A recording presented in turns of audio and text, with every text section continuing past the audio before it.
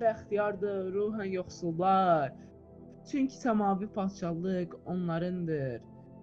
Nə bəxtiyardır yaslı olanlar, çünki onlar təsəlli tapacaq. Nə bəxtiyardır həlimlər, çünki onlar yer üzünü irs alacaq.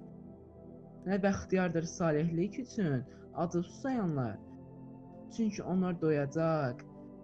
Nə bəxtiyardır mərhəmətli olanlar, çünki onlara mərhəmət ediləcək. Nə bəxtiyardır ürəyi təmiz olanlar, çünki onlar Allahı görəcək.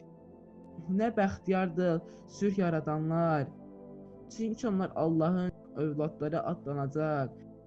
Nə bəxtiyardır salihlik uğrunda təqib edənlər, çünki səmavi padşahlıq onlarındır.